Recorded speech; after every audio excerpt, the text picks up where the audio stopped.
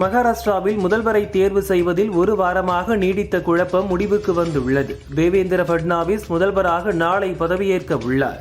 ஏக்நாத் ஷிண்டே மற்றும் அஜித் பவார் இருவரும் துணை முதல்வராக பதவியேற்க உள்ளதாகவும் தகவல் வெளியாகியுள்ளது. மேலும் மகாராஷ்டிராவின் பாஜக சட்டமன்ற குழு தலைவராக தேவேந்திர பட்னாவிஸ் தேர்வு செய்யப்பட்டுள்ளார். மகாராஷ்டிரா முதல்வராக ஒருமனதாக தேர்ந்தெடுக்கப்பட்ட தேவேந்திர பட்னவிஸ் கவர்னர் CP ராதாகிருஷ்ணனை நேரில் சந்தித்து ஆட்சி அமைக்க உரிமை கோரினார். அவருடன் மத்திய அமைச்சர் நிர்மலா சீதாராமன், விஜய் ரூபானி, ஏக்நாத் ஷிண்டே, அஜித் பவார் உள்ளிட்டோரும் சென்றனர். நாளை நடக்கும் விழாவில் மகாராஷ்டிரா முதல்வராக பட்னவிஸ் பதவியேற்க உள்ளார். பஞ்சாப் முன்னாள் முதல்வர் சுக்பீர் சிங் பாதல் மீது அமிர்தசரஸில் உள்ள பொற்கோவிலில் துப்பாக்கிச்சூடு நடத்தப்பட்ட சம்பவம் அதிர்ச்சியை ஏற்படுத்தியுள்ளது. கோவில் வளாகத்தில் அமர்ந்து தவம் செய்து கொண்டிருந்த அவரை அங்கு வந்த நாராயண் சிங் என்ற முதியவர் திடீரென சுட முயற்சித்தார். உடனே அங்கிருந்தவர்கள் முதியவரை தடுத்ததால் நல்வாய்ப்பாக துப்பாக்கி குண்டு கோவில் கட்டடத்தில் பட்டு தெரித்தது. பின்னர் முதியவரை பிடித்து தர்மஅடி கொடுத்து போலீசில் ஒப்படைத்தனர். விசாரணை நடக்கிறது. ஐரோப்பிய விண்வெளி ஆய்வு நிறுவனத்தின் புரோபா 3 திட்டத்தில் சூரியனை ஆய்வு செய்ய 2 சேட்டலைட்கள் PSLV C-59 ராக்கெட்டில் இன்று மாலை ஏவப்பட இருந்தது. கடைசி நேரத்தில் தொழில்நுட்ப கோளாறு கண்டுபிடிக்கப்பட்டதால் ராக்கெட் ஏவுதலை இஸ்ரோ நிறுத்தி வைத்தது. எனவே நாளை மாலை 4:12 மணிக்கு PSLV C-59 ராக்கெட் ஏவப்படும் என இஸ்ரோ தெரிவித்துள்ளது. மாணவ பருவத்தில் ஹிந்தி கற்க முயற்சி செய்த போது தமிழகத்தில் நிலவிய ஹிந்தி எதிர்ப்பு கட்டுப்பாடுகளால் நான் மிகவும் கேலி செய்யப்பட்டேன். இதன் காரணமாகவே ஹிந்தி திறமை தனக்கு குறைவாக இருப்பதாக மத்திய நிதி அமைச்சர் நிர்மலா சீதாராமன் லோக்சபாவில் வேதனை தெரிவித்தார். நான் ஹிந்தி படிக்காமல் விட்டதற்கு திமுகவினர் மீதுதான் புகார் கூற வேண்டும். ஹிந்தி கற்றுக்கொள்வதை கிண்டல் செய்பவர்களுக்கு தமிழகத்தில் அரசியல் ரீதியாக ஆதரவு கிடைக்கிறது என்றும் கூறினார். பன்னாட்டு நிறுவனங்களை மிரட்டி 8000 கோடி ரூபாய்க்கு தேர்தல் பத்திரம் வாங்க வைத்ததாக மத்திய நிதியமைச்சர் நிர்மலா சீதாராமன், மத்திய சுகாதாரத்துறை அமைச்சர் நட்டா உள்ளிட்டோர் மீதான வழக்கை கர்நாடக ஹைகோர்ட் தள்ளுபடி செய்துள்ளது. குற்றச்சாட்டுக்கு முகாந்திரம் இல்லை, மிரட்டி பணம் பறித்ததற்கான எந்த ஆதாரமும் இல்லை என வழக்கை தள்ளுபடி செய்து நீதிபதி நாகபிரசன்னா உத்தரவிட்டார். உத்தரப்பிரதேசத்தில் சமீபத்தில் வன்முறை நடந்த சம்பல் பகுதிக்கு செல்ல முயன்ற லோக்சபா எதிர்க்கட்சி தலைவர் ராகுல் மாநில போலீசாரால் தடுத்து நிறுத்தப்பட்டார். காசிப்பூர் எல்லையிலேயே ராகுல் மற்றும் பிரியங்கா உள்ளிட்டோர் வந்த கார்கள் தடுத்து நிறுத்தப்பட்டன. பெஞ்சல் புயலால் பாதிக்கப்பட்டுள்ள தமிழகத்துக்கு உதவ கேரள அரசு தயாராக உள்ளதாக அம்மாநில முதல்வர் பினராயி விஜயன் தெரிவித்துள்ளார். பெஞ்சல் புயல் பேரழிவில் இருந்து மீண்டு வரும் தமிழக மக்கள் மீதே எங்களது எண்ணங்கள் உள்ளன. இந்த சவாலான நேரத்தில் ஒன்றாக இணைந்து வென்று வருவோம் என்றும் கூறியுள்ளார். பெஞ்சல் புயலின் போது திருவண்ணாமலை பவித்ரம் தரைப்பாலத்தை கடந்த மின் ஊழியர் அண்ணாமலை வெள்ள நீரில் அடித்து செல்லப்பட்டு இறந்தார். அண்ணாமலையை இழந்து வாடும் அவரது குடும்பத்துக்கு ஆறுதல் தெரிவித்துள்ள முதல்வர் ஸ்டாலின் 5 லட்சம் ரூபாய் நிவாரணம் வழங்க உத்தரவிட்டார். மேலும் அவரது குடும்பத்தில் தகுதியான நபர் ஒருவருக்கு மின் வாரியத்தில் பணி வழங்கவும் உத்தரவு பிறப்பித்தார். மழையால் பாதிக்கப்பட்ட மாவட்டங்களில் உள்ள பள்ளிகளில் அரையாண்டு தேர்வு மற்றும் செய்முறை தேர்வுகள் நடத்த முடியாவிட்டால் ஜனவரி மாதம் முதல் வாரத்தில் நடத்தப்படும் என அமைச்சர் அன்பில் மகேஷ் கூறினார். மழையால் பாதிக்கப்பட்ட பள்ளிகளை தவிர மீதி உள்ள பள்ளிகளில் டிசம்பர் 9ஆம் தேதியிலிருந்து அரையாண்டு தேர்வு மாற்றமின்றி நடத்தப்படும் என்றும் தெரிவித்தார். தமிழகத்தில் பெஞ்சல் புயலால் பாதிக்கப்பட்ட 15 மாவட்ட பள்ளிகளின் நிலை குறித்து உடனடியாக ஆய்வறிக்கை வழங்க வேண்டும் என அதிகாரிகளுக்கு பள்ளிக்கல்வித்துறை அமைச்சர் மகேஷ் உத்தரவிட்டுள்ளார். விளையாட்டுகளை ஊக்குவிப்பதில் தமிழகத்தின் சிறந்த பங்களிப்பை இந்திய வர்த்தகம் மற்றும் தொழில் கூட்டமைப்பு அங்கீகரித்து விளையாட்டை ஊக்குவிக்கும் சிறந்த மாநிலம் என்ற விருதை வழங்கியுள்ளது. இந்த விருதை முதல்வர் ஸ்டாலினிடம் காண்பித்து துணை முதல்வர் உதயநிதி வாழ்த்து பெற்றார். பெஞ்சல் புயலால் பாதிக்கப்பட்ட மக்களுக்கு அறிவிக்கப்பட்டுள்ள நிவாரணத் தொகையை 4 மடங்கு உயர்த்தி வழங்க வேண்டும் என முன்னாள் முதல்வர் O. பன்னீர்செல்வம் கூறியுள்ளார். அனைத்து பிரச்சினைகளிலும் இரட்டை வேடம் போடுவதில் திமுகவுக்கு நிகர் திமுகதான். தற்போது பெஞ்சல் புயலால் பாதிக்கப்பட்ட மக்களுக்கு நிவாரணம் வழங்குவதிலும் திமுக இரட்டை வேடத்தை போட்டிருப்பது வெந்த பொன்னில் வேல் பாய்ச்சும் செயலாகும் என்று தெரிவித்துள்ளார். இந்து மக்கள் மீது தாக்குதல் நடத்துபவர்களுக்கு ஆதரவாக செயல்படும் வங்கதேச அரசை கண்டித்து தமிழகம் முழுதும் பாஜக சார்பில் ஆர்ப்பாட்டம் நடந்தன. ஆர்ப்பாட்டத்தில் ஈடுபட்டவர்களை போலீசார் கைது செய்தனர். இதற்கு தமிழக பாஜக தலைவர் அண்ணாமலை கண்டனம் தெரிவித்துள்ளார். வங்கதேச இந்து மக்களுக்காக குரல் கொடுப்பது ஜனநாயக உரிமை. இதனை முடக்க நினைக்கும் திமுகவின் எதேச்சதிகார போக்கினை வன்மையாக கண்டிக்கிறோம் என கூறியுள்ளார். பெஞ்சல் புயலால் பாதிக்கப்பட்டவர்களை பனையூருக்கு அழைத்து உதவி செய்தார் விஜய். அவருடைய உதவும் எண்ணத்தை பாராட்டுகிறேன் என நாம் தமிழர் கட்சியின் ஒருங்கிணைப்பாளர் சீமான் தெரிவித்துள்ளார். புயல் வெள்ளத்தால் பாதிக்கப்பட்ட தமிழகத்திற்கு மத்திய அரசு உடனடியாக நிதி ஒதுக்க வேண்டும் என பாமக தலைவர் அன்புமணி தெரிவித்துள்ளார். தமிழகத்தில் மீட்புப் பணிகளை மேற்கொள்ள உடனடியாக 2000 கோடி ரூபாயை மத்திய அரசு வழங்க வேண்டும் என அவர் அறிவுறுத்தியுள்ளார். புயல் வெள்ளத்தால் பாதிக்கப்பட்ட கடலூர், விழுப்புரம், கள்ளக்குறிச்சி மாவட்டங்கள் மட்டுமின்றி பிற மாவட்டங்களிலும் பாதிக்கப்பட்ட குடும்பங்களுக்கு 10,000 ரூபாய் இழப்பீடு வழங்க பாமக தலைவர் ராமதாஸ் கோரிக்கை வைத்துள்ளார். நெற்பயிர்களுக்கு எந்தவித நிபந்தனையும் இல்லாமல் ஏக்கருக்கு 40,000 வீதம் இழப்பீடு வழங்கவும் அவர் அறிவுறுத்தியுள்ளார். செம்பரம்பாக்கம் அணை திறப்பு சம்பவம் வேறு, சாத்தனூர் அணை திறப்பு சம்பவம் வேறு. இதனால் உயிரிழப்புகள் எதுவும் ஏற்படவில்லை என அமைச்சர் ரகுபதி கூறினார். பூரண மதுவிலக்கு தான் தமிழக அரசின் கொள்கை முடிவு. இருப்பினும் தமிழகத்தில் மட்டும் இது சாத்தியமில்லை. இந்தியா முழுதும் மத்திய அரசு மதுவிலக்கை அமல்படுத்தினால்தான் பூரண மதுவிலக்கு சாத்தியம் என்றும் சொன்னார். மன்னர்கள் ஆங்கிலேயர்கள் ஆட்சி காலத்தில் இருந்தது போல் தமிழகத்தில் திமுக ஆட்சி உள்ளது என அமமுக பொதுச் செயலாளர் டிடிவி தினகரன் குற்றம் சாட்டினார். அதிமுக பொதுச் செயலாளர் பழனிசாமி தான் செய்த ஊழல் குற்றங்களிலிருந்து தப்பிப்பதற்காக திமுகவுடன் மறைமுகமாக கள்ள கூட்டணி வைத்திருக்கிறார் என்றும் சொன்னார். அதிமுகவுக்கு இரட்டை இலை சின்னம் ஒதுக்க எதிர்ப்பு தெரிவித்த விண்ணப்பத்தின் மீது OPS உள்ளிட்ட அனைத்து தரப்பினரின் கருத்துக்களையும் கேட்டு தேர்தல் ஆணையம் முடிவெடுக்க வேண்டும் என தேர்தல் ஆணையத்துக்கு சென்னை ஹைகோர்ட் உத்தரவிட்டுள்ளது.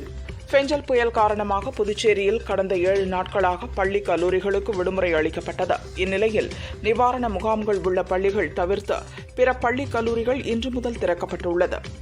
திருவண்ணாமலை அருணாச்சலேஸ்வரர் கோவிலில் கார்த்திகை தீப திருவிழா இன்று கொடியேற்றத்துடன் துவங்கியது. தங்க கொடிமரத்தில் சிவாச்சாரியார் கொடியேற்றினார்.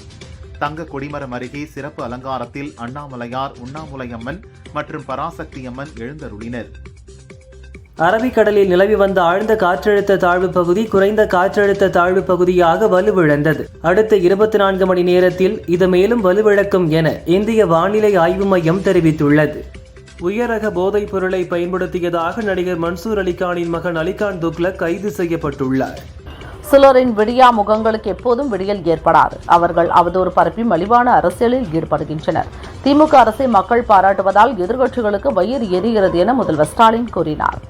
மக்கள் நலப்பணிகளை அரசு செய்வதால் அரசியல் செய்ய முடியாமல் சிலர் தவிக்கின்றனர். பொதுமக்கள் தெரிவிக்கும் நியாயமான விமர்சனங்களை கேட்டு சரி செய்வோம் என்றும் தெரிவித்தார். விழுப்புரம் மாவட்டத்தில் பெஞ்சல் புயலால் ஏற்பட்டுள்ள பாதிப்புகளை சீர் செய்யும் பணி நடந்து வருகிறது. இதனால் மாவட்டத்தில் உள்ள அனைத்து பள்ளிகளுக்கும் நாளை விடுமுறை விடப்படுவதாக கலெக்டர் பழனி அறிவித்துள்ளார். நீலகிரி மாவட்டத்தில் குடியிருப்புகள், அங்கன்வாடி மையங்கள் உள்ளிட்ட பகுதிகளில் அபாயகரமான மரங்கள் இருந்தால் இலவச கட்டுப்பாட்டு அறை 1077 என்ற எண்ணிற்கு தொடர்பு கொண்டு புகார் அளித்தால் உடனடியாக நடவடிக்கை எடுக்கப்படும் என கலெக்டர் லட்சுமி பவ்யா தண்ணீரு கூறியுள்ளார். உதகை, குன்னூர், கோத்தகிரி உள்ளிட்ட பகுதிகளில் முகாம்களில் தங்க வைக்கப்பட்டுள்ள 143 பேர் வீடு திரும்பியுள்ளதாகவும் தெரிவித்தார்.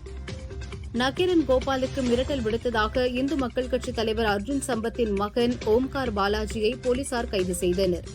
ஜாமீன் கேட்டு சென்னை ஹைகோர்ட்டில் ஓம்கார் பாலாஜி மனு தாக்கல் செய்தார். மனுவை விசாரித்த நீதிபதி ஜெகதீஷ் சந்திரா அவருக்கு நிபந்தனை ஜாமீன் வழங்கினார். தினமும் காலை 10:30 மணிக்கு கோவை ரேஸ்கோர்ஸ் போலீஸ் ஸ்டேஷனில் கையெழுத்திட வேண்டும் என்றும் உத்தரவிட்டார். காஞ்சிபுரம் பஸ் ஸ்டாண்டில் மாநகராட்சிக்கு சொந்தமான 103 கடைகள் உள்ளன. இதில் 7 கடைக்காரர்கள் 2019 முதல் மாநகராட்சிக்கு ரூபாய் 1.30 கோடி வாடகை பாக்கி கொடுக்க வேண்டி உள்ளது. அவகாசம் வழங்கியும் வாடகை பாக்கியை செலுத்தாததால் 7 கடைகளுக்கும் மாநகராட்சி ஊழியர்கள் போலீஸ் பாதுகாப்புடன் சீல் வைத்தனர். சேலம் மாவட்டம் கெங்கவல்லி அருகே தம்மம்பட்டி பேரூராட்சி காந்தி நகரில் புதிதாக கட்டப்பட்ட ரேஷன் கடையை கடந்த 29ஆம் தேதி அதிமுக எம்எல்ஏ நல்லதம்பி திறந்து வைத்தார். தற்போது அதே ரேஷன் கடை நேற்று மீண்டும் திமுக பேரூராட்சி பொறுப்பாளர் சண்முகம் தலைமையில் திறக்கப்பட்டது. ரேஷன் கடை திறப்பு விழாவில் பேரூராட்சி சேர்மன் பங்கேற்கவில்லை. அதிமுகவினர் திறந்த ரேஷன் கடையை திமுகவினர் மீண்டும் திறந்த வீடியோ வைரலாகி வருகிறது. சேலம் மாவட்டம் ஆத்தூர் மற்றும் அதன் சுற்றுவட்டார பகுதிகளில் நேற்று இரவு பெய்த கனமழை காரணமாக கரியக்கோயில் மற்றும் ஆனைமடுவு அணைகளுக்கு நீர்வரத்து அதிகரித்தது. 2 அணைகளில் இருந்தும் 1000 கன அடி உபரிநீர் திறந்துவிடப்பட்டுள்ளதால் வசிஷ்ட நதியில் வெள்ளப்பெருக்கு ஏற்பட்டுள்ளது. நரசிங்கபுரம் அணைமேடு தடுப்பணை பகுதியில் தண்ணீர் ஆர்ப்பரித்து செல்கிறது. தரைப்பாலங்கள் மூழ்கி போக்குவரத்து தடை செய்யப்பட்டது. சேலம் மாவட்டம் ஆத்தூர் நகர பகுதிகளில் சாலையில் சுற்றித் திரியும் மாடுகளால் போக்குவரத்து பாதிக்கிறது.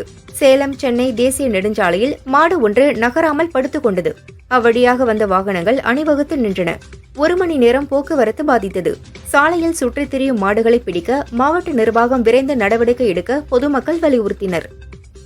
கரூர் மாவட்டம் குளித்தலை அருகே தோகைமலை பகுதிகளில் பெய்த கனமழை காரணமாக கல்லடை குளம் நிரம்பியது. குளத்தை தூர்வாராத காரணத்தால் தண்ணீர் வீணாக வெளியேறுவதாக அப்பகுதி மக்கள் குற்றம் சாட்டினர். தமிழக அரசு குளத்தை தூர்வாரி நடவடிக்கை எடுக்க வேண்டும் என கோரிக்கை வைத்தனர். வங்கதேசத்தில் இந்துக்கள் மீது போலீசார் கையாளும் அடக்குமுறைகளை கண்டித்து திருப்பூர் மாநகராட்சி முன் இந்து அமைப்பினர் ஆர்ப்பாட்டம் செய்தனர். அனுமதியின்றி ஆர்ப்பாட்டத்தில் ஈடுபட்ட 400க்கும் மேற்பட்டோரை போலீசார் கைது செய்ய முயன்றபோது அவர்கள் சாலை மறியல் செய்தனர். இதனால் அப்பகுதியில் பரபரப்பு ஏற்பட்டது. வங்கதேசத்தில் இந்துக்கள் மீதான தாக்குதலை தடுக்க வலியுறுத்தி கோவை மேட்டுப்பாளையம் பேருந்து நிலையம் முன் இந்து முன்னணி, பாஜ, RSS, விஸ்வ இந்து பரிஷத் உள்ளிட்ட பல்வேறு இந்து இயக்கத்தை சேர்ந்தவர்கள் ஆர்ப்பாட்டத்தில் ஈடுபட்டனர். 500க்கும் மேற்பட்டோர் ஆர்ப்பாட்டத்தில் கலந்து கொண்டு கண்டன கோஷங்களை எழுப்பினர். கோவை மாவட்டம் கணுவாய் அடுத்த நர்சரி பகுதியில் உணவு தேடி வந்த 2 காட்டு யானைகள் சாலையை கடந்து மலைப்பகுதிக்குள் சென்றது. அவ்வழியாக சென்றவர்கள் யானைகளை ரசித்து பார்த்து வீடியோ எடுத்து சமூக வலைதளங்களில் பரப்பினர். தென்காசி மாவட்டம் கடையம் அருகே உள்ள முதலியார்பட்டி, பொட்டல்புதூர் பகுதிகளில் சுற்றித் திரிந்த திருநாய்கள் சாலையில் நடந்து சென்றவர்களை விரட்டி கடித்து குதறியது. இதில் படுகாயமடைந்த 20க்கும் மேற்பட்டோர் கடையம் அரசு ஹாஸ்பிட்டலில் அட்மிட் செய்யப்பட்டனர். புதுக்கோட்டை மாவட்டம் கரம்பக்குடி பகுதியைச் சேர்ந்தவர் சுப்பூர். இவரது 4 வயது மகன் அப்ரான். வீட்டின் அருகே நின்ற அப்ரானை திருநாய் ஒன்று விரட்டி முகத்தில் கடித்தது. காயமடைந்த அப்ரான் ஹாஸ்பிட்டலில் அட்மிட் செய்யப்பட்டான். சிறுவனை நாய் கடித்த CCTV காட்சிகள் வைரலாகி வருகிறது. கோவை உப்பிலைப்பாளையம் முதல் கோவல் ட்வின்ஸ் வரை புதிதாக கட்டப்பட்டு வரும் மேம்பால பணியின் போது அவ்வழியாக சென்ற கார் மீது கான்கிரீட் பெயர்ந்து விழுந்தது. சேதமான கார் தொடர்பான வீடியோ சமூக வலைதளங்களில் வைரலாகி வருகிறது. கள்ளக்குறிச்சி மாவட்டம் சின்னசேலம் கிருஷ்ணாபுரம் கிராமத்தைச் சேர்ந்த கால்நடை மருத்துவர் செல்வம் வேலை காரணமாக வெளியூர் சென்றார். அப்போது அவரது வீட்டிற்குள் புகுந்த கொள்ளையர்கள் 5 லட்சம் பணம், 4 பவுன் நகையை திருடி தப்பினர். இதுகுறித்த புகாரின் பேரில் கீழ்குப்பம் போலீசார் வழக்கு பதிவு செய்து தேடி வருகின்றனர். கடலூர் தேவானப்பட்டினம் அருகே 32 மாடுகள் ஆற்றில் அடித்து செல்லப்பட்டு கடலில் சேரும் காட்சி சோசியல் மீடியாவில் பரவி வருகிறது. இதுகுறித்து போலீசில் புகார் அளிக்கப்பட்டுள்ளது. ஏற்கனவே 35 மாடுகள் உயிரிழந்த நிலையில் தற்போது 32 மாடுகள் என மொத்தமாக 60க்கும் மேற்பட்ட மாடுகள் பாதிக்கப்பட்டுள்ளது தெரியவந்துள்ளது. கடலூர் மாவட்டம் ஸ்ரீமுஷ்ணம் அடுத்த மேல் புளியங்குடி கிராமத்தில் சுமார் 200 ஆண்டுகள் பழமை வாய்ந்த அரச மரம் நேற்று பொழிந்த கனமழை காரணமாக வேரோடு சாய்ந்தது. மின்கம்பங்கள் மீது சாய்ந்ததில் மின்சாரம் துண்டிக்கப்பட்டது. மின்வாரிய ஊழியர்கள் சம்பவ இடத்திற்கு வந்து சரி செய்யும் பணியில் ஈடுபட்டனர். வங்காளத்தில் இந்து கோவில்கள் இடிக்கப்படுவதை கண்டித்தும் இஸ்கான் அமைப்பு தலைவரை கைது செய்ததை கண்டித்தும் திருவாரூரில் மறியலில் ஈடுபட்ட பாரதிய ஜனதாவினரை போலீசார் கைது செய்தனர். காரைக்கால் ஸ்ரீ பார்வதீஸ்வரர் கோவில் நில மோசடி வழக்கில் தலைமறைவாக இருந்த முக்கிய குற்றவாளி NR காங்கிரஸ் பிரமுகர் JCP ஆனந்த் காரைக்கால் மாவட்ட நீதிமன்றத்தில் இன்று சரணடைந்தார். அரக்கோணம் ஒளிப்பதிவாளர்கள் நல சங்கம் சார்பில் பெஞ்சல் புயல் காரணமாக பாதிக்கப்பட்ட மக்களுக்கு நேரடியாக சென்று பாய் மற்றும் போர்வை வழங்கினர். மேலும் கடலூர் மாவட்ட மக்களுக்காக போர்வை, பிஸ்கட் பாக்கெட் ஆகியவற்றை அரக்கோணம் வட்டாட்சியரிடம் ஒப்படைத்தனர். ராணிப்பேட்டை மாவட்டம் சோளிங்கர் அடுத்த வெங்குப்பட்டு கிராம தரைப்பாலத்தில் சுமார் 3 அடிக்கு மேல் வெள்ள நீரானது சென்று கொண்டுள்ளது. இதனால் அப்பகுதியில் மக்கள் அத்தியாவசிய பொருட்கள் வாங்க முடியாமல் தவித்து வருகின்றனர். திருப்பத்தூர் மாவட்டம் தமிழ்நாடு மாநில ஊரக வாழ்வாதார இயக்கம் சார்பாக தேசிய அளவிலான பாலியல் வன்முறைக்கு எதிரான பிரச்சாரத்தை கலெக்டர் தர்பகராஜ் கொடியசைத்து துவக்கி வைத்தார். பஞ்சாயத்து அலுவலகத்தில் பணிபுரியும் 100க்கும் மேற்பட்ட பெண்கள் இதில் கலந்து கொண்டனர். வங்கதேசத்தில் இந்துக்கள் கொல்லப்படுவதை கண்டித்தும் வங்கதேச இந்துக்களை பாதுகாக்க கோரியும் வேலூரில் வங்கதேச இந்து உரிமை மீட்புக் குழு சார்பில் ஆர்ப்பாட்டம் நடந்தது. தடையை மீறி ஆர்ப்பாட்டத்தில் ஈடுபட்டதாக இந்து உரிமை மீட்புக் குழுவினரை போலீசார் கைது செய்தனர். புதுச்சேரியில் பெய்த தொடர் கனமழையால் ஊசுட்டேரி முழு கொள்ளளவை எட்டியது. வெள்ளப்பெருக்கு ஏற்படாமல் இருக்க 20 கிராமங்களின் நலன் கருதி இன்று ஊசுட்டேரி தண்ணீர் சங்கராபரணி ஆற்றுக்கு திறந்துவிடப்பட்டது. திருவாரூர் மாவட்டத்தில் பல்வேறு இடங்களில் இன்று கடும் பனிப்பொழிவு ஏற்பட்டது. வாகன ஓட்டிகள் முகப்பு விளக்குகளை எரிய விட்டபடி சென்றனர். புகழ்பெற்ற திருவாரூர் தியாகராஜர் கோயிலுக்கு சொந்தமான தெப்பக்குளத்தை முழுவதுமாக இந்த பனிமூட்டம் மூடி மறைத்தது. புதுச்சேரி மலட்டாற்றில் ஏற்பட்ட திடீர் வெள்ளப்பெருக்கால் ரெட்டிச்சாவடி பகுதியில் 2000 ஏக்கர் நெற்பயிர்கள் வெள்ள நீரில் மூழ்கியது.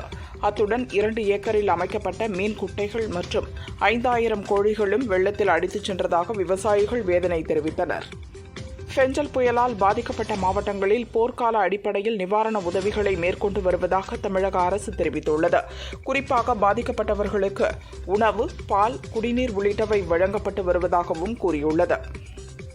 கிழக்கு திசை காற்றின் வேக மாறுபாடு காரணமாக இன்று மற்றும் நாளை தமிழகத்தில் ஓரிரு இடங்களிலும் புதுச்சேரி மற்றும் காரைக்கால் பகுதிகளிலும் இடி மின்னலுடன் கூடிய லேசானது முதல் மிதமான மழை பெய்யக்கூடும் என சென்னை வானிலை ஆய்வு மையம் தெரிவித்துள்ளது. வரும் 6ஆம் தேதி முதல் 10ஆம் தேதி வரை தமிழகத்தில் ஓரிரு இடங்களிலும் புதுச்சேரி மற்றும் காரைக்கால் பகுதிகளிலும் லேசானது முதல் மிதமான மழை பெய்யக்கூடும் எனவும் தெரிவித்துள்ளது. திண்டுக்கல் மாவட்டம் வத்தலகுண்டு பகுதியில் சென்று கொண்டிருந்த அரசு நகர பஸ் பிரேக் பிடிக்காமல் முன்னால் சென்ற பைக் மீது மோதியது. இதில் நந்தகுமார் என்ற இளைஞர் ஸ்பாட்டிலேயே பலியானார். நடந்து சென்ற பாண்டியம்மாள் என்ற மூதாட்டி படுகாயமடைந்தார். திண்டுக்கல் அரசு ஹாஸ்பிட்டலில் பாண்டியம்மாளுக்கு சிகிச்சை அளிக்கப்படுகிறது. வங்கதேசத்தில் இந்துக்கள் படுகொலை செய்யப்படுவதை கண்டித்து வங்கதேச இந்து உரிமை மீட்பு குழு சார்பில் தென்காசியில் ஆர்ப்பாட்டம் நடந்தது. 200க்கும் மேற்பட்டோர் பங்கேற்று கண்டன கோஷங்களை எழுப்பினர். அனுமதி இல்லாமல் ஆர்ப்பாட்டம் நடத்தியதாக கூறி அனைவரையும் போலீசார் கைது செய்தனர். சேலத்திலிருந்து 22 பேர் ஒரு பஸ்ஸில் சபரிமலைக்கு சென்றனர். சாமி தரிசனம் முடித்துவிட்டு ஆரியங்காவு பகுதியில் வந்தபோது பஸ் மீது லாரி மோதியது. இதனால் 50 அடி பள்ளத்தில் பஸ் கவிழ்ந்தது. இந்த விபத்தில் தனபால் என்பவர் பலியானார். 21 பேர் படுகாயமடைந்தனர். விபத்து குறித்து போலீசார் விசாரிக்கின்றனர். கொடைக்கானலில் பெய்த கனமழையால் ராட்சத குங்குலிய மரம் ஒன்று சாய்ந்து ஆம்னி பஸ் மற்றும் பள்ளிவாசல் காம்பவுண்ட் சுவர் மீது விழுந்தது. இதில் காம்பவுண்ட் சுவர் இடிந்து விழுந்தது. ஆம்னி பஸ்ஸும் சேதமானது. தீயணைப்பு வீரர்கள் உடனடியாக மரத்தை வெட்டி அப்புறப்படுத்தினர். விருதுநகர் மாவட்டம் வெம்பக்கோட்டை அருகே உள்ள விஜய கரிசல் குளத்தில் 3ஆம் கட்ட அகழாய்வு நடக்கிறது. இதற்காக தோண்டப்பட்ட குழியில் சுடுமண்ணால் ஆன அலங்கரிக்கப்பட்ட மணிகள், சங்கு வளையல்கள் கண்டெடுக்கப்பட்டுள்ளன. ஏற்கனவே 2600க்கும் மேற்பட்ட பொருட்கள் கண்டெடுக்கப்பட்டது குறிப்பிடத்தக்கது. நாகப்பட்டினம் மாவட்டத்தில் நாகூர் தர்கா கந்தூரி விழாவை முன்னிட்டு வரும் 12ஆம் தேதி உள்ளூர் விடுமுறை அறிவித்து மாவட்ட கலெக்டர் உத்தரவிட்டுள்ளார். இந்த விடுமுறையை ஈடு செய்யும் விதமாக வரும் 21ஆம் தேதி வேலை நாளாக அறிவிக்கப்பட்டுள்ளது. சென்னை திருவொற்றியூரில் 10 கோடி ரூபாய் செலவில் நவீன மீன் மார்க்கெட் அமைய உள்ளது.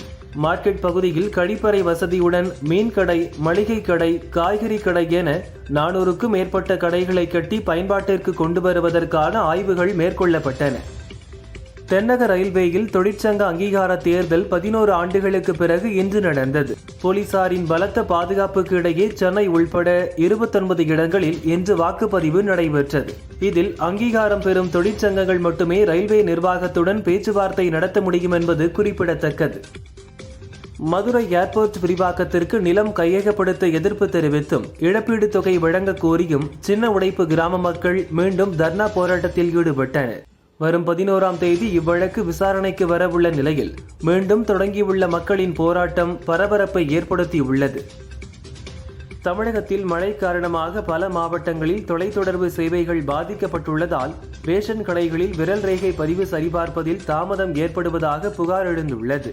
இந்நிலையில் விரல் ரேகை பதிவாகவில்லை என்றாலும் ரேஷன் அட்டைதாரர்களை திருப்பி அனுப்பாமல் கார்டை ஸ்கேன் செய்து பொருட்களை வழங்க உணவுத்துறை உத்தரவிட்டுள்ளது.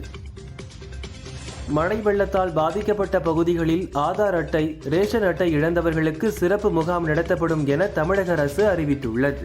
அதேபோல் பாதிப்புக்குள்ளான குடும்பங்களைச் சேர்ந்த மாணவ மாணவிகளுக்கு புதிய பாட புத்தகங்கள், நோட்டுகள் வழங்கப்படும் என்றும் தெரிவித்துள்ளது.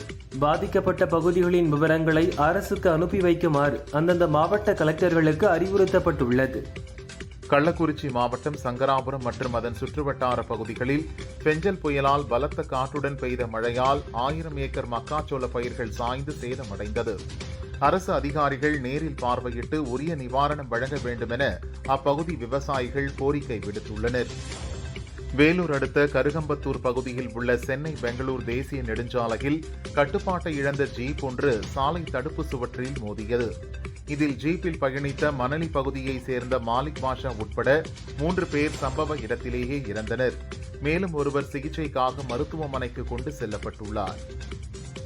செண்பகத்தோப்பு மற்றும் குப்பநத்தம் அணைகளின் பாதுகாப்பு கருதி தண்ணீர் திறந்துவிடப்பட்ட நீர் செய்யார் அணைக்கட்டு மற்றும் தண்டனை அணைக்கட்டு வழியாக பெருக்கெடுத்து ஓடுகிறது. இரு கரைகளையும் தொட்டபடி ஆர்ப்பரித்து ஓடும் வெள்ளத்தை மக்கள் பாலத்தின் மீது நின்று ஆர்வமுடன் பார்த்தனர். மேட்டுப்பாளையம் குன்னூர் இடையே இயக்கப்பட்ட மலை ரயில் மழை காரணமாக நிறுத்தி வைக்கப்பட்டிருந்த நிலையில் இன்று மீண்டும் மலை ரயில் போக்குவரத்து தொடங்கியது. மேட்டுப்பாளையம் ரயில் நிலையத்திலிருந்து காலை 7:10 மணிக்கு வழக்கம்போல் மலை ரயில் புறப்பட்டது. ஏராளமான சுற்றுலா பயணிகள் உற்சாகத்துடன் ரயிலில் பயணித்தனர். கோவை மேட்டுப்பாளையத்தில் நேற்று இரவு முதல் கனமழை பெய்தது. மேட்டுப்பாளையம் குன்னூர் சாலை முதல் கொண்டை ஊசி வளைவில் பெரிய மரம் ஒன்று முறிந்து விழுந்தது. தகவலறிந்த வருவாய்த்துறை ஊழியர்கள் மரங்களை வெட்டி அகற்றினர். மரம் விழுந்ததால் 1 மணி நேரம் போக்குவரத்து பாதித்தது. பெஞ்சல் புயல் காரணமாக விக்கிரவாண்டி முண்டியம்பாக்கம் இடையே ரயில்வே பாலத்தின் மேல் வெள்ளம் ஓடியதால் 12 விரைவு ரயில்கள் மாற்றுப்பாதையில் இயக்கப்பட்டன. அத்துடன் 15க்கும் மேற்பட்ட ரயில்களின் சேவை ரத்து செய்யப்பட்டது. இந்நிலையில் பாதை சீரானதை அடுத்து விக்கிரவாண்டி முண்டியம்பாக்கம் பாலம் வழியாக ரயில்கள் குறைந்த வேகத்தில் இயக்கப்பட்டன. பெஞ்சல் புயலால் பாதிக்கப்பட்ட கடலூர், புதுச்சேரி, சென்னை சாலையில் போக்குவரத்து மீண்டும் துவங்கியுள்ளது. எனினும் சாலையில் ஆங்காங்கே பழுதடைந்திருக்க வாய்ப்பு உள்ளதால் வாகன ஓட்டிகள் கவனத்துடன் சாலையில் பயணிக்க வேண்டும் என்று அறிவுறுத்தப்பட்டுள்ளது. தொடர் மழை மற்றும் வெள்ளம் வடியாததன் காரணமாக விழுப்புரம் மாவட்டத்தில் அனைத்து பள்ளி கல்லூரிகளுக்கு இன்று விடுமுறை அறிவிக்கப்பட்டது. கடலூர் மாவட்டத்தின் 3 ஊராட்சி ஒன்றியங்களில் உள்ள பள்ளிகள் மற்றும் கல்லூரிகளுக்கு விடுமுறை அறிவிக்கப்பட்டது. புதுச்சேரியில் நிவாரண முகாம்களாக செயல்படும் 22 பள்ளிகளுக்கு மட்டும் இன்று விடுமுறை அறிவிக்கப்பட்டது. சேலம் மாவட்டம் கெங்கவல்லி அருகே பாலக்காடு மலை கிராமத்தில் 40 ஆண்டுகளுக்கு முன் கட்டப்பட்ட ரேஷன் கடையின் சீலிங்கில் ஓதம் ஏறி கடைக்குள் மழைநீர் ஒழுகியது. கடையில் இருந்த ரேஷன் பொருட்கள் நனைந்தது. ரேஷன் கடையை விரைந்து சீரமைக்க வேண்டுமென பொதுமக்களும் கடை ஊழியர்களும் கோரிக்கை விடுத்தனர். திருப்பூர் மாவட்டம் பல்லடம் அருகே ஒரே குடும்பத்தை சேர்ந்த 3 பேர் கொலை செய்யப்பட்ட வழக்கில் தொடர்புடைய குற்றவாளிகளை 14 தனிப்படைகள் அமைத்து போலீசார் தீவிரமாக தேடி வருகின்றனர். தமிழகம் முழுவதும் பல்வேறு குற்றப்பதிவேடுகளிலிருந்து 850 பேரின் விவரங்களை சேகரித்து அவர்களுக்கும் இந்த வழக்குக்கும் தொடர்பு உள்ளதா என விசாரணை நடத்தி வருவதாக போலீசார் தெரிவித்தனர். திருவாரூர் மாவட்டம் மன்னார்குடியை சேர்ந்த கல்லூரி மாணவர்கள் சர்புதீன், சஞ்சய், ரோகுல் மூவரையும் அடையாளம் தெரியாத 6 பேர் கொண்ட போதை கும்பல் தாக்கியது. படுகாயமடைந்த சர்புதீன் மற்றும் சஞ்சய் இருவரும் தஞ்சை அரசு மருத்துவமனையில் அட்மிட் செய்யப்பட்டனர். மன்னார்குடி காவல்துறையினர் வழக்கு பதிவு செய்து விசாரிக்கின்றனர். பெஞ்சல் புயல் நிவாரண பணிக்காக முதல்வரின் நிவாரண நிதிக்கு நடிகர் சிவகார்த்திகேயன் ரூபாய் 10 லட்சம் நிதியுதவி வழங்கியுள்ளார். இதற்கான காசோலையை துணை முதல்வர் உதயநிதியிடம் சிவகார்த்திகேயன் வழங்கினார். ராமநாதபுரத்தைச் சேர்ந்தவர் பாலசுப்ரமணியன், வயது 60. நகை விற்பனையாளரான இவர் சென்னை சவுகார்பேட்டையில் 2 கிலோ நகை வாங்கிக் கொண்டு ரயிலில் மதுரை சென்றார். இதை நோட்டமிட்ட மற்றொரு நகை விற்பனையாளர் நாகேந்திரன் 5 பேருடன் சென்று காரில் கடத்தி சென்றார். நகையை பறித்துவிட்டு பாலசுப்ரமணியனை இறக்கிவிட்டு சென்றனர். இதுகுறித்த புகாரின் பேரில் போலீசார் நாகேந்திரன் உட்பட 5 பேரையும் கைது செய்து நகையை மீட்டனர். வேலூர் மாவட்டம் பேரணாம்பட்டு ஓனான்குட்டை பகுதியைச் சேர்ந்தவர் ராமசாமி. விவசாயியான இவர் காட்டுப்பகுதியில் தனது ஆடுகளை மேய்ச்சலுக்கு விட்டிருந்தார். அங்கு வந்த மர்ம நபர்கள் துப்பாக்கியால் ராமசாமியை சுட்டுவிட்டு தப்பியோடினர். வயிற்றில் குண்டு பாய்ந்து அலறிய ராமசாமியை அந்த வழியாக வந்தவர்கள் மீட்டு ஹாஸ்பிட்டலில் அட்மிட் செய்தனர். மர்ம நபர்களை போலீசார் தேடுகின்றனர். பூட்டான் மன்னர் ஜிக்மே கேசர் நம்கெல் வாங்சுக், ராணி ஜெட்சன் பெமா வாங்சுக் மற்றும் பூட்டான் அரசின் மூத்த அதிகாரிகள் நாளை இந்தியா வருகின்றனர். இந்த பயணத்தின் போது பிரதமர் மோடி, வெளியுறவுத்துறை அமைச்சர் ஜெய்சங்கர் ஆகியோரை பூட்டான் மன்னர் சந்தித்து பேச உள்ளார். மத்திய அரசு ஊழியர்களின் ஓய்வு பெறும் வயது தற்போது 60ஆக உள்ளது. இதில் மாற்றம் செய்யும் திட்டம் மத்திய அரசிடம் உள்ளதா என மக்களவையில் கேள்வி எழுப்பப்பட்டது. இதற்கு பதிலளித்த மத்திய இணையமைச்சர் ஜிதேந்திர சிங், மத்திய அரசு ஊழியர்களின் ஓய்வு பெறும் வயதில் மாற்றம் செய்யும் திட்டம் எதுவும் அரசின் பரிசீலனையில் இல்லை என தெரிவித்தார். தெலுங்கானா மாநிலத்தில் திருவூரு, ஜக்கையாபேட்டை, ஹைதராபாத், ஹனுமகுண்டா, கம்மம், பத்ராத்ரி உள்ளிட்ட பல்வேறு மாவட்டங்களில் இன்று காலை 7:27 மணி அளவில் நிலநடுக்கம் ஏற்பட்டது. ரிக்டர் அளவுகோலில் 5.3 பதிவாகியுள்ளது. 40 கிலோமீட்டர் ஆழத்தில் நிலநடுக்கம் ஏற்பட்டுள்ளதாக தேசிய நில அதிர்வு மையம் தெரிவித்துள்ளது. பார்லிமெண்ட் வளாகத்தில் மத்திய உள்துறை அமைச்சர் அமித்ஷாவை கேரள எம்பிக்களுடன் சேர்ந்து வயநாடு தொகுதி எம்பி பிரியங்கா சந்தித்தார். அரசியலை ஒதுக்கி வைத்துவிட்டு வயநாடு மக்களுக்கு மனிதாபிமான அடிப்படையில் உதவி செய்ய வேண்டும் என அமித்ஷாவிடம் நேரில் கோரிக்கை விடுத்தார். ஆந்திர மாநிலம் அனந்தபுரம் மாவட்டம் ருத்ரம்பள்ளி கிராமத்தில் தொடர் மழை காரணமாக கங்கனா என்பவரது பழைய மண் வீடு இடிந்து விழுந்தது. இதில் கங்கனா, அவரது மனைவி ஸ்ரீதேவி மற்றும் மகள் சந்தியா மூவரும் பலியாகினர். உலகின் மோசமான 10 விமான நிறுவனங்களின் பட்டியலில் இந்தியாவின் இண்டிகோ இடம்பெற்றுள்ளது. மொத்தம் 109 நிறுவனங்களில் இண்டிகோ 103வது இடத்தில் உள்ளதாக ஏர் ஹெல்ப் நிறுவனம் அறிக்கை வெளியிட்டுள்ளது. சரியான நேரத்தில் வழங்கப்படும் சேவை, வாடிக்கையாளர் சர்வீஸ் மற்றும் அவர்களின் கோரிக்கைகளை கையாள்வது உள்ளிட்டவற்றில் இண்டிகோ பின்தங்கியுள்ளதாக குறிப்பிடப்பட்டுள்ளது. அறுபடை வீடுகளில் 3ஆம் படை வீடான பழனி முருகன் கோயிலில் மூலவர் சிலையை பாதுகாக்கவும் பலப்படுத்தவும் தேவையான நடவடிக்கை எடுக்கவும் ஆராய்ந்து அரசுக்கு அறிக்கை அளிக்க ஓய்வு பெற்ற நீதிபதி, ஆதீனங்கள், ஸ்தபதிகள், ஆகம வல்லுநர்கள் அடங்கிய 15 பேர் கொண்ட வல்லுநர் குழுவை அமைத்து அரசு ஆணை வெளியிட்டுள்ளது. அதன்படி பாதுகாப்பு குழுவினர் இன்று காலை முதல் மூலவர் சிலையை ஆய்வு மேற்கொண்டனர். புதுச்சேரியில் 100 ஆண்டுகள் பழமையான வில்லியனூர் லூர்து அன்னை ஆலய தீர்த்தக்குளம் வெஞ்சல் புயலால் கடுமையாக சேதமடைந்தது. எனவே இதனை உடனடியாக சரி செய்ய வேண்டும் என்று கிறிஸ்தவர்கள் கோரிக்கை வைத்துள்ளனர். ராணிப்பேட்டை மாவட்டம் சோளிங்கரில் பெய்த கனமழை காரணமாக லட்சுமி நரசிம்மர் கோவிலில் முழங்கால் அளவு மழைநீர் தேங்கியுள்ளது. இனிவரும் காலங்களில் நிரந்தர தீர்வு காணும் வகையில் கால்வாய் அமைக்க வேண்டும் என பக்தர்கள் கோரிக்கை விடுத்தனர். புதிய விஷயங்களை முயற்சி செய்து பார்க்கும் ஆய்வுக்கூடமாக இந்தியா விளங்குகிறது என மைக்ரோசாப்ட் இணை நிறுவனரும் பிரபல தொழிலதிபருமான பில்கேட்ஸ் தெரிவித்துள்ளார். பில்கேட்ஸின் இந்த வீடியோவிற்கு சமூக வலைதளங்களில் இந்தியர்கள் கடும் எதிர்ப்பு தெரிவித்து வருகின்றனர். மலேசியா மற்றும் தாய்லாந்தின் தெற்கு பகுதியில் கடந்த சில நாட்களாக பருவமழை தீவிரமாக பெய்து வருகிறது. மலேசியாவில் மழை மற்றும் வெள்ளம் தொடர்பான பாதிப்புகளில் 5 பேர் உயிரிழந்தனர். இதேபோல் தாய்லாந்தில் பெய்த மழை மற்றும் வெள்ளத்தில் சிக்கி 25 பேர் பலியாகியுள்ளனர். தென்கொரியாவில் அமல்படுத்தப்பட்ட ராணுவ ஆட்சி பிரகடனத்தை அந்நாட்டின் பார்லிமெண்ட் நிராகரித்தது. 300 சட்டமன்ற உறுப்பினர்களில் 190 பேர் அவசர நிலையை எதிர்த்து ஓட்டளித்தனர். இதையடுத்து தான் வெளியிட்ட அறிவிப்பை திரும்பப் பெறுவதாக அதிபர் யூன் சுக் யோல் அறிவித்தார். இதனால் அந்த நாட்டில் 12 மணி நேரம் நிலவிய பெரும் குழப்பம் முடிவுக்கு வந்தது. பணியாளர்கள் சட்டப்பூர்வமாக ஓய்வு பெறும் வயதை 64ஆகவும் மீண்டும் பணியமர்த்தப்படும் வயதை 69ஆகவும் உயர்த்தி சிங்கப்பூர் அரசு அறிவித்துள்ளது. இந்த உத்தரவு வரும் 2026ஆம் ஆண்டு முதல் அமலுக்கு வருகிறது. குடும்ப கட்டுப்பாடு நடைமுறைகள், திருமணம் செய்து கொள்ளாதது உள்ளிட்ட காரணங்களால் இளைஞர்களை காட்டிலும் முதியவர்கள் எண்ணிக்கை அதிகரித்துவிட்டது. இதனால் சிங்கப்பூர் அரசு இந்த நடவடிக்கையை எடுத்துள்ளது. 11வது ஜூனியர் ஆசிய கோப்பை கிரிக்கெட் போட்டி ஐக்கிய அரபு அமீரகத்தில் நடந்து வருகிறது. குரூப் ஏ பிரிவில் இடம்பெற்றுள்ள இந்தியா மற்றும் ஐக்கிய அரபு அமீரகம் அணிகள் மோதின.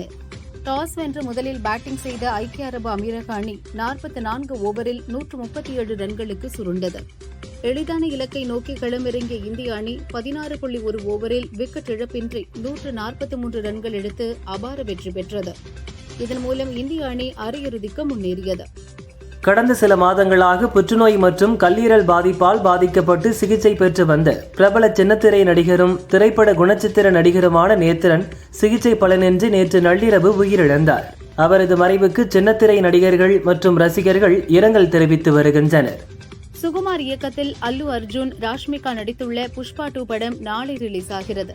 இப்படம் மீதான எதிர்பார்ப்பால் எப்போதும் இல்லாத அளவிற்கு முன்பதிவில் மட்டும் 100 கோடி வசூலை கடந்துள்ளோம். எந்த ஒரு இந்திய திரைப்படமும் இந்த சாதனையை புரிந்ததில்லை. இதனிடையே 3Dயிலும் இப்படத்தை வெளியிடுவதாக அறிவித்த நிலையில் படத்தின் வேலைகள் கடைசி நேரம் வரை நடந்ததால் 3D வேலைகளை திட்டமிட்டபடி முடிக்கவில்லையா, இதனால் 3D வெளியீட்டை மட்டும் தள்ளி வைத்துள்ளனர். பாலிவுட்டில் 2013இல் வெளிவந்த லூடேரா படத்தில் அறிமுகமான விக்ராந்த் மாசே 12th ஃபெயில் படம் மூலம் அதிகம் கவனிக்கப்பட்டார். இவர் திடீரென நடிப்பில் இருந்து விலகுவதாக ஒரு பதிவிட்டிருந்தார். இந்நிலையில் என் உடல்நிலை காரணமாகவும் குடும்பத்துக்காகவும் நீண்ட இடைவெளி தேவை, நான் கூறியதை தவறாக புரிந்து கொண்டார்கள் என தற்போது தெரிவித்து நடிப்பை தொடர்வதாக கூறியுள்ளார். பாலிவுட் நடிகர் அபிஷேக் பச்சன் சமீபத்தில் பிலிம்பேர் OTT விருதுகள் நிகழ்ச்சியில் பங்கேற்றார். அவரிடம் தொகுப்பாளர், படங்களில் நடிக்கையில் இயக்குநரின் பேச்சை கேட்பது போல் வீட்டில் மனைவியின் பேச்சையும் கேட்பீர்களா என வேடிக்கையாக கேட்டார். இதற்கு பதிலளித்த அபிஷேக், ஆம், திருமணமான எல்லா ஆண்களும் இதையே செய்ய வேண்டும், உங்க மனைவி சொல்றதை கேளுங்க என சிரித்தபடி அறிவுரை வழங்கினார். தெலுங்கில் தசரா படத்தின் வெற்றிக்கு பிறகு மீண்டும் இயக்குநர் ஸ்ரீகாந்த் ஒடிலா இயக்கத்தில் நானி அவரது 33வது படத்தில் நடிக்கிறார். அனிருத் இசையமைக்கும் இப்படத்திற்கு தி பாரடைஸ் என தலைப்பு வைத்துள்ளனர். இதனை முடித்ததும் சிரஞ்சீவி நடிக்கும் படத்தை ஸ்ரீகாந்த் ஒடிலா இயக்க உள்ளார். இன்னும் பெயரிடப்படாத இப்படத்தை நடிகர் நானி தயாரிக்க உள்ளதாக அறிவித்துள்ளார். தென்னிந்திய மற்றும் ஹிந்தி படங்களில் நடிக்கிறார் ரகுல் பிரீத் சிங். சமீபத்தில் உடற்பயிற்சி செய்தபோது முதுகில் அடிபட்டது. அதற்கான சிகிச்சையில் உள்ள அவர் கூறுகையில், உடற்பயிற்சியின் போது 80 கிலோ எடையை தூக்கினேன். அப்போது முதுகெலும்பில் வலி இருந்தது. இருப்பினும் தொடர்ந்து படப்பிடிப்புக்கு சென்றுவிட்டேன். அதன்பின் வலி அதிகமானது. இடுப்பிற்கு கீழ் உடல் பிரிந்தது போன்று உணர்ந்தேன். முழுமையாக குணமாக 8 வாரம் ஆகும் என மருத்துவர்கள் சொன்னார்கள். 6 வாரம் கடந்துவிட்டது. இன்னும் 2 வாரங்கள் உள்ளன என்றார். டிவியில் இருந்து வந்து காமெடியில் அசத்திய நடிகர் சந்தானம் கடந்த சில ஆண்டுகளாக ஹீரோவாக பயணித்து வருகிறார். அடுத்து இயக்குநராக பயணிக்க உள்ளார். தற்போது ஒரு படத்திற்கான திரைக்கதை பணியில் அவர் ஈடுபட்டுள்ளார். இந்த படத்தை அவரே இயக்கி நாயகனாகவும் நடிக்கப் போகிறாராம். காதலர்கள் தங்களது அலைபேசியை மாற்றினால் என்ன நடக்கும் என்பதை கருவாக வைத்து வெளியான லவ் டுடே படம் வரவேற்பை பெற்றது. இதேபோன்று திருமணத்திற்கு பின் தம்பதிகள் தங்கள் அலைபேசியை மாற்றினால் என்ன நடக்கும் என்பதை மையமாக வைத்து உருவாகி வரும் படம் ரிங் ரிங். சக்திவேல் இயக்க விவேக் பிரசன்னா, சாக்ஷி அகர்வால், டேனியல், பிரவீன், அர்ஜுனன் உள்ளிட்டோர் நடித்துள்ளனர். 4 தம்பதிகள் தங்கள் அலைபேசியை மாற்ற அதன்பின் நடக்கும் சம்பவங்கள்தான் படம். வரும் ஜனவரி 3 ரிலீஸ் என்கிறார் சக்திவேல்.